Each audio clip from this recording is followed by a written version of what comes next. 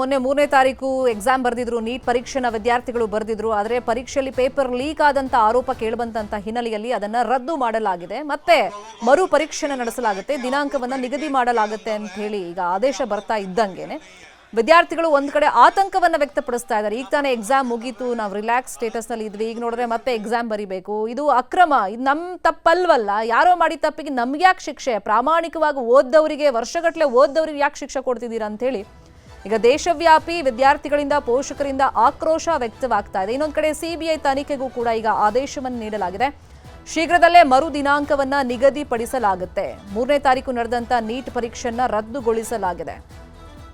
ಇನ್ನೊಂದು ಕಡೆ ಈ ನೀಟ್ ಪರೀಕ್ಷೆಯಲ್ಲಿ ಪ್ರತಿ ಬಾರಿನೂ ಒಂದಲ್ಲ ಒಂದು ಗೊಂದಲ ಅಂತೂ ಉಂಟಾಗುತ್ತೆ. ಅಂದ್ರೆ ಏಕರೂಪದಲ್ಲಿ ದೇಶದಾದ್ಯಂತ ಎಕ್ಸಾಮ್ ನಡೆಸಬೇಕು ಅಂತ ಗುರಿಯನ್ನ ಹೊಂದಿ ನೀಟ್ ಪರೀಕ್ಷೆಯನ್ನ ಮಾಡಲಾಗ್ತಾ ಇದೆ. ಆದರೆ ಈ ಗೊಂದಲಗಳಿಂದಾಗಿ ಎಷ್ಟು ಮಟ್ಟಿಗೆ ಇದ್ರ ಮೇಲೆ ಭರವಸೆ ಇಡಬೇಕು ಅನ್ನೋ ಪ್ರಶ್ನೆ ಕೂಡ ಉದ್ಭವವಾಗಿದೆ.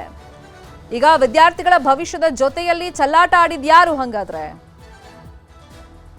ನೀಟ್ ಮರುಪರೀಕ್ಷೆ ವಿಚಾರ, ಪ್ರಶ್ನೆ ಪತ್ರಿಕೆ ಸೋರಿಕೆ ಮಾಡಿದವರ ವಿರುದ್ಧ ಕ್ರಮ ಆಗಬೇಕು ಅಂತೇಳಿ ಮಾಜಿ ಸಚಿವ ಅಶ್ವಥ್ ನಾರಾಯಣ್ ಹೇಳಿಕೆಯನ್ನ ಕೊಟ್ಟಿದ್ದಾರೆ. ಮರುಪರೀಕ್ಷೆಯನ್ನ ಮಾಡೋದಾಗಿ NTA ಹೇಳಿದೆ. ಮರುಪರೀಕ್ಷೆ ತಕ್ಷಣಕ್ಕೆ ಆಗಬೇಕು, ಎಲ್ಲರೂ ಇದಕ್ಕೆ ಸಹಕಾರ ಕೊಡಬೇಕು ಅಂತ ಹೇಳಿ ಅಶ್ವಥ್ ನಾರಾಯಣ್ ಅವರು ಹೇಳಿಕೆಯನ್ನ ಕೊಟ್ಟಿದ್ದಾರೆ. ವಿದ್ಯಾರ್ಥಿಗಳು ಮತ್ತೆ ಆತಂಕದಲ್ಲಿದ್ದಾರೆ, ಮತ್ತೆ ಓದಬೇಕಲ್ಲ, ಎಕ್ಸಾಮ್ಗೆ ಈಗ ಸಡನ್ ಆಗಿ ಡೇಟ್ ಕೊಟ್ಬಿಡ್ತಾರೆ, ಸೊ ಅಷ್ಟರೊಳಗೆ ನಾವು ವರ್ಷಗಟ್ಟಲೆ ಓದಿದ್ದನ್ನ ರಿವೈಸ್ ಮಾಡ್ಕೊಳ್ಳೋದು ಹೆಂಗೆ ಅನ್ನೋ ಆತಂಕದಲ್ಲಿದ್ರೆ ಸಹಕಾರ ಕೊಡಿ ಅಂತೇಳಿ ಅಶ್ವಥ್ ನಾರಾಯಣ್ ಮನವಿ ಮಾಡಿದ್ದಾರೆ. ಪೇಪರ್ ಲೀಕ್ ಆಗಿದೆ ಅನ್ನುವಂಥದ್ದು ಕೆಲವು ಭಾಗದಲ್ಲಿ, ಕೆಲವು ಪ್ರದೇಶದಲ್ಲಿ ಆಗಿರುವಂಥದ್ದ ಒಂದು ವರದಿ ಹಿನ್ನೆಲೆಯಲ್ಲಿ ಈಗಾಗಿರುವಂಥ ಪರೀಕ್ಷೆಯನ್ನು ಕ್ಯಾನ್ಸಲ್ ಮಾಡಿ, ವಜಾ ಮಾಡಿ ಮರು ಪರೀಕ್ಷೆಯನ್ನು ಮಾಡಲಿಕ್ಕೆ ಇವತ್ತೇನು NTA ನ್ಯಾಷನಲ್ ಟೆಸ್ಟಿಂಗ್ ಏಜೆನ್ಸಿಯವರು ನಿರ್ಧಾರವನ್ನು ತಗೊಂಡಿದ್ದಾರೆ.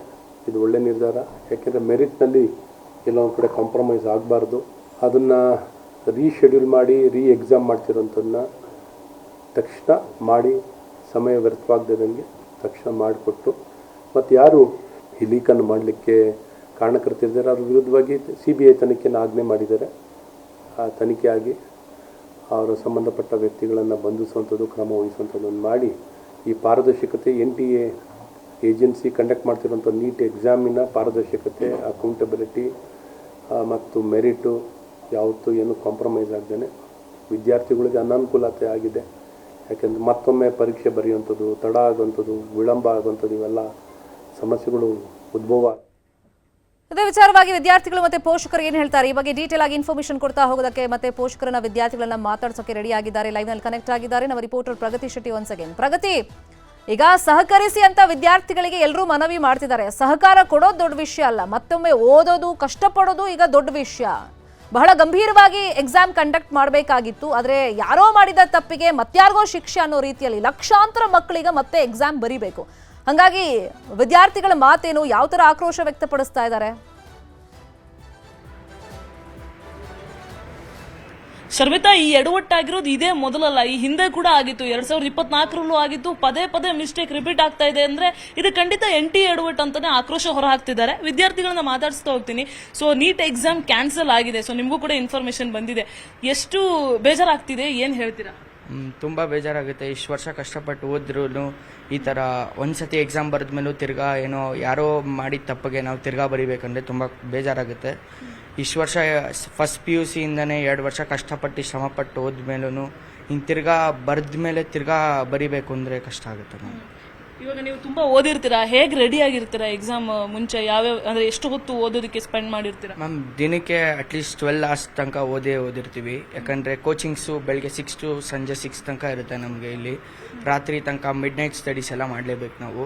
ಯಾಕಂದರೆ ನೆಗೆಟಿವ್ ಮಾರ್ಕಿಂಗು ಇರುತ್ತೆ, ತುಂಬ ಕಷ್ಟ ಆಗುತ್ತೆ. ಸೊ ಇವಾಗ ಅಷ್ಟು ಒಂದು ಟಾಪ್ ಕಾಲೇಜಲ್ಲಿ ನಮಗೆ ಸಿಗುತ್ತೆ ಅಂತ ಡಿಸೈಡ್ ಆದಮೇಲೆ ತಿರ್ಗಾ ಕ್ಯಾನ್ಸಲ್ ಆಗಿ ತಿರ್ಗಾ ಬರೀಬೇಕಂದ್ರೆ ತುಂಬ ಕಷ್ಟ ಆಗುತ್ತೆ. ಓಕೆ, ಸೊ ಇವಾಗ ಎಕ್ಸಾಮ್ ಮತ್ತೆ ಯಾವಾಗ ಮಾಡ್ತಾರೆ ಅಂತ ಗೊತ್ತಿಲ್ಲ. ಇವಾಗ ಸ್ವಲ್ಪ ರಿಲ್ಯಾಕ್ಸ್ ಅಲ್ಲಿ ಇದ್ರಿ May 3 ಆದ್ಮೇಲೆ, ಈಗ ಮತ್ತೆ ರೆಡಿ ಆಗಬೇಕು. ಹೆಂಗೆ ನೀವು ಮತ್ತೆ ಪ್ರಿಪೇರ್ ಮಾಡ್ಕೊಂತೀರಿ? ನಮ್ಗೆ ತುಂಬ ಕಷ್ಟ ಆಗುತ್ತೆ. ಯಾಕಂದರೆ JEE CET ಎಲ್ಲನೂ ಆಗಿದೆ. ಇವಾಗ ನಾವು ಒಬ್ಬರಿಗೆ ತಿರ್ಗಾನೇ ಬರೀಬೇಕು ಅಂದರೆ ನಾವು ಒಬ್ಬರು ಕುತ್ಕೊಂಡು ಓದಬೇಕು. ಫ್ರೀ ಮೋಡಲ್ಲಿ ಇರ್ತೀವಿ ನಾವು ಎಕ್ಸಾಮ್ ಆದಮೇಲೆ. ಈಗ ತಿರ್ಗಾ ರೆಡಿ ಆಗಬೇಕು, ಮೆಂಟಲಿ ಪ್ರಿಪೇರ್ ಆಗಬೇಕು ನಾವು. ಈಗ NTA ಹೇಳ್ತಾ ಇದೆ, ಫೀಸ್ ವಾಪಸ್ ನೀವು ಕಟ್ಟಿದ್ದೀರಾ ಅದನ್ನು ವಾಪಸ್ ಹಾಕ್ತೀವಿ, ದಯವಿಟ್ಟು ಸಹಕರಿಸಿ. ಪೊಲಿಟಿಕಲ್ ಲೀಡರ್ ಇಂದ ಹಿಡಿದು NTA ಎಲ್ಲ ಕೂಡ ಅದನ್ನೇ ಹೇಳ್ತಿರೋದು. ಸೊ ನಿಮ್ಮ ಕಮೆಂಟ್ ಏನು ಸ್ಟೂಡೆಂಟ್ ಆಗಿದ್ದಕ್ಕೆ? ಮ್ಯಾಮ್ ದುಡ್ಡು ಕೊಟ್ಟರು ನಾವು ಎಷ್ಟೇ ದುಡ್ಡು ಕೊಟ್ಟರು ನಾವು ಪೇಮೆಂಟ್ ಶೀಟ್ ಅಂದು ತೊಗೊಳಕ್ಕಾಗಲ್ಲ, ಬರದೇ ತೊಗೊಬೇಕು. ಸೊ ಕಷ್ಟ ಆಗುತ್ತೆ ಅಲ್ವಾ ಮ್ಯಾಮ್.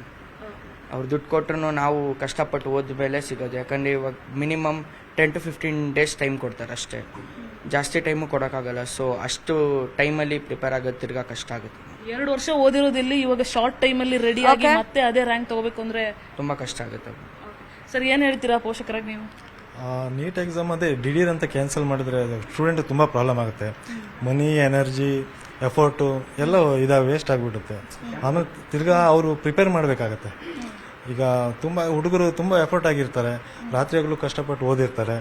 ಅದು ಈ ದಿಢೀರ್ನೇ ಕ್ಯಾನ್ಸಲ್ ಮಾಡಿದ್ ಏನೂ ಇಲ್ಲ ಅಂತ ಹೇಳಿದ್ರೆ ಅವರಿಗೂ ಒಂದ್ಸಲ ಇದು ಮೈಂಡ್ ನೆಗೆಟಿವ್ ಫೀಲ್ ಆಗುತ್ತೆ ಅಲ್ವಾ. ಸೊ ಇದಿಷ್ಟು ಇಲ್ಲಿರುವಂತಹ ಪೋಷಕರು ವಿದ್ಯಾರ್ಥಿಗಳು ಹೇಳ್ತಾ ಇರುವಂತಹ ಮಾತು. ದಿಢೀರಂತ ಎಕ್ಸಾಮ್ ಕ್ಯಾನ್ಸಲ್ ಆಗಿರೋದು ಯಾರದ್ದೋ ನಿರ್ಲಕ್ಷ್ಯಕ್ಕೆ ನಾವು ಎಕ್ಸಾಮ್ ಬರಬೇಕಲ್ಲ ಅಂತ ಆಕ್ರೋಶ, ಅಸಹಾಯಕತೆ ವ್ಯಕ್ತ ಆಗ್ತಾ ಇರುವಂತದ್ದು. ಶರ್ಮಿತಾ, ಥ್ಯಾಂಕ್ ಯು ಪ್ರಗತಿ, ಕ್ಷಣದ ಮಾಹಿತಿಯನ್ನು ಕೊಟ್ಟಿದ್ದಕ್ಕೆ.